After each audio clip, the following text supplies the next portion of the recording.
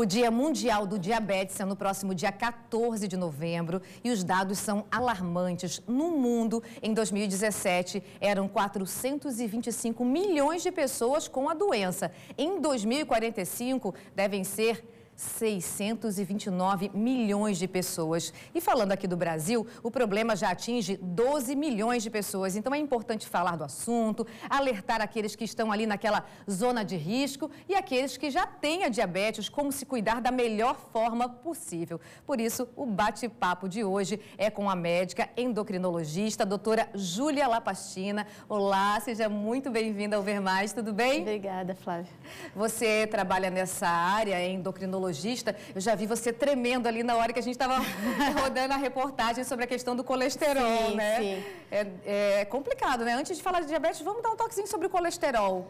O que a gente faz? Ela falou assim, gente, é bolinho de caixinha, é isso, não pode todo dia, né? A matéria chamou bem atenção a questão dos industrializados, né? Então, às vezes a gente foca muito na questão, a gente acha que para ter uma alimentação saudável tem que ser uma coisa muito diferente, e é a comida do dia a dia, é o arroz, feijão, uma salada, uma carne, mas isso se perdeu. Então, hoje em dia as pessoas acabam recorrendo muito aos alimentos semi-prontos, congelados, pacotinhos, então isso é o grande vilão no caso do colesterol. Então já tava de olho ali na reportagem. Mas o nosso bate-papo hoje com a doutora é sobre diabetes, né? A questão do diabetes, a gente tem como prevenir desde pequenininho ou é uma questão que é hereditário, vem de família? Então, para a gente falar sobre prevenção, a gente precisa antes esclarecer que existem tipos diferentes de diabetes. Quais são? Então, nós temos 3 tipos principais. O diabetes tipo 1, que geralmente acontece e tem o início na infância, adolescência.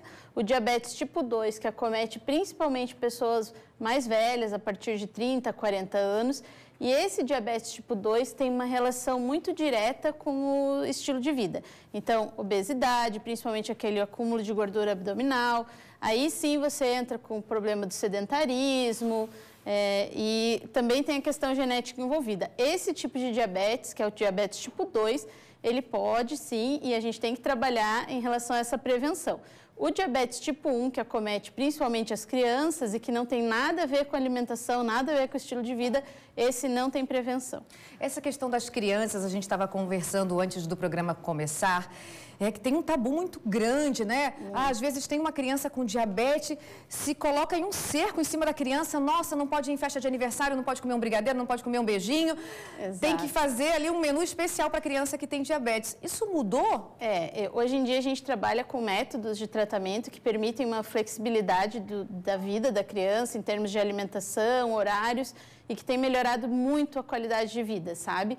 Então, hoje, a gente fala que não existe mais dieta para diabetes. Existe uma dieta saudável, então, que é a mesma minha, sua, de todo mundo, mas não existem mais esse alimento específico para um diabético. O diabético, hoje, ele pode ter uma vida muito próxima do normal, desde que ele tome determinados cuidados e, principalmente, que ele tenha orientação adequada. O público de casa está participando, tem uma pergunta, vamos ver.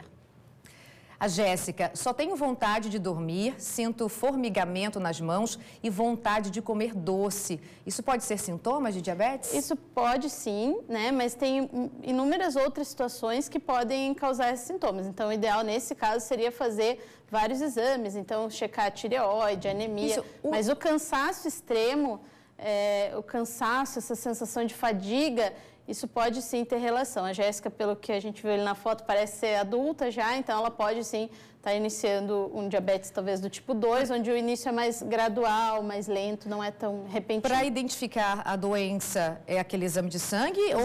Ou ali é um alerta e você tem outros exames? Isso, os exames de sangue simples, eles já podem identificar o diabetes tanto tipo 1 quanto tipo 2. Aquele exame da pontinha do dedo, que geralmente se faz às vezes em campanhas, posto de saúde, ele também pode ser diagnóstico dependendo dos valores, mas sempre vai ter que ter a confirmação, né, passando com o médico, fazendo os exames mais completos. Eu queria que você explicasse um pouquinho da questão da hipoglicemia no diabetes e também a hiperglicemia. Exato. Então, a hipoglicemia é quando o açúcar do sangue fica muito baixo. Então, isso pode acontecer por um jejum prolongado, por várias causas. E a gente geralmente associa, a gente fica assim, ué, mas o diabetes não é o açúcar alto no sangue? Como que os pacientes com diabetes têm essa preocupação com a hipoglicemia? Porque o paciente diabético, ele usa a insulina ou outras medicações que vão provocar essa hipoglicemia e que, às vezes, os próprios mecanismos do nosso organismo não conseguem controlar. Então, é como se o remédio estivesse fazendo uma ação maior do que a que o corpo consegue conduzir, né?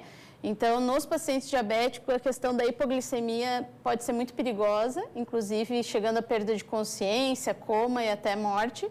Então, é por isso que a gente tem que ter um controle muito legal, muito adequado para evitar. O ideal é medir. Quem já tem a doença, é medir quantas vezes ao dia? Os nossos pacientes, crianças, adolescentes, no caso, os pacientes com diabetes tipo 1, né, que é esse tipo que em 100% dos casos vão precisar do uso de insulina, em várias injeções diárias de insulina, esses pacientes a gente recomenda em torno de 6 a 8 medições da glicemia do sangue por dia. Nossa, é bastante. Fora as aplicações de insulina, que também fica por aí, em torno de 5, 6 aplicações diárias de insulina. Então, é uma rotina que exige muita disciplina, exige foco, pode ser, como a gente falou, assim, pode ser um fardo, ou isso pode ser levado com leveza, com alegria, e é por isso que a gente fundou essa rede. Principalmente na criança e no adolescente. Exatamente. Você tem que, desde o começo, já inserir no seu filho, né, a questão da responsabilidade, que ele também tem que cuidar, porque a mãe não vai conseguir ficar vigiando 24 horas por dia. Exatamente. Por isso que a gente fala que hoje, tão importante quanto a insulina ou quanto os exames de sangue, é a educação em diabetes.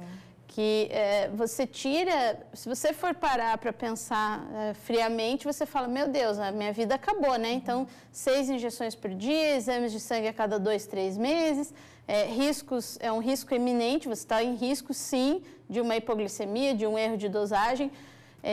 Agora, com orientação, com suporte, com apoio, você pode ter uma vida plena, feliz. Então, dia 14 é o dia mundial. E tem um evento que vai acontecer, vamos convidar o pessoal de casa. Isso, a gente, esse Dia Mundial do Diabetes, ele é comemorado no mundo todo já há mais de 15 anos. E aqui em Itajaí já aconteciam alguns eventos isolados, mas sempre com foco maior no diabetes tipo 2. Então, nessa questão de prevenção e tal.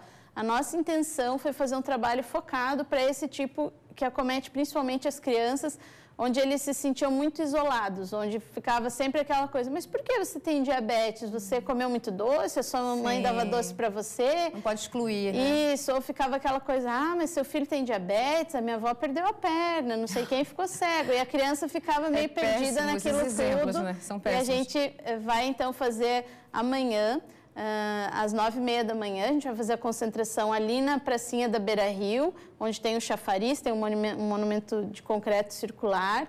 A gente vai se encontrar ali e vamos fazer uma caminhada até a Praia do Atalaia. Vai ser bem bacana, a gente vai distribuir camisetas, vai ter sorteio de brindes, vai ser bem legal. Obrigada pela sua participação.